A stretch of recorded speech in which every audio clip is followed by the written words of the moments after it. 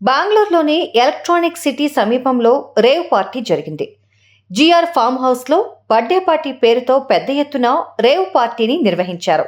ఈ రేవ్ పార్టీలో మందుతో పాటు పెద్ద ఎత్తున డ్రగ్స్ వాడకం కూడా జరిగిందని తెలుస్తోంది.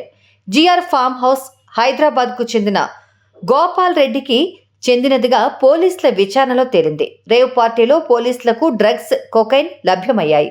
దాదాపు 100 మందిని పోలీసులు అదుపులోకి తీసుకున్నట్లు తెలుస్తోంది. వీరిలో 25 మంది దాకా యువతులు ఉన్నారట. ఈ పార్టీలో తెలుగు రాష్ట్రాలకు చెందిన వారే అధికంగా ఉన్నట్లు బెంగళూరు పోలీసులు గుర్తించారు. రేవ్ పార్టీలో తెలుగు సినీ ఇండస్ట్రీకి చెందిన వారు ఉన్నట్లు గుర్తించారు. టాలీవుడ్ సినీ నటులు, టీవీ నటులు, మోడల్స్ కూడా ఉన్నట్లు ప్రచారం జరుగుతోంది. ఎలక్ట్రానిక్ సిటీ పోలీసులు కేసు నమోదు చేసి దర్యాప్తు చేస్తున్నారు. ఆ సినీ ప్రముఖులు ఎవరన్న విషయం మాత్రం ఇప్పటి వరకు బయటకు రాలేదు. అయితే బెంగళూరు రేవ్ పార్టీలో ఉన్నట్లు తమ పేర్లు మీడియాలో, సోషల్ మీడియాలో బాగా ప్రచారం అవుతున్నాయని, అయితే తామసలు ఆ పార్టీకే వెళ్లలేదని ఒక్కొక్కరుగా తెలుగు సినీ సెలబ్రిటీలు వివరణ ఇస్తున్నారు. మ్యాన్లీ స్టార్ శ్రీకాంత్ బెంగళూరులో జరిగిన రేవ్ పార్టీలో పాల్గొన్నారనే ప్రచారానికి ఆయనే వివరణ ఇచ్చారు.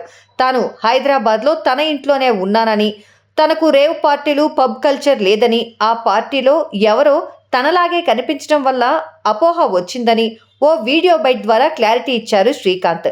ఇక తాను హైదరాబాద్లోనే ఉన్నానని, తనకు బెంగళూరు రేవ్ పార్టీతో ఎలాంటి సంబంధం లేదని, అనవసరంగా తనను లాగుతున్నారని, కన్నడ మీడియా, సోషల్ మీడియాలో వస్తున్న వార్తల్లో నిజం లేదు అంటూ నటీమణి హేమ కూడా ఓ వీడియో రిలీజ్ చేసింది.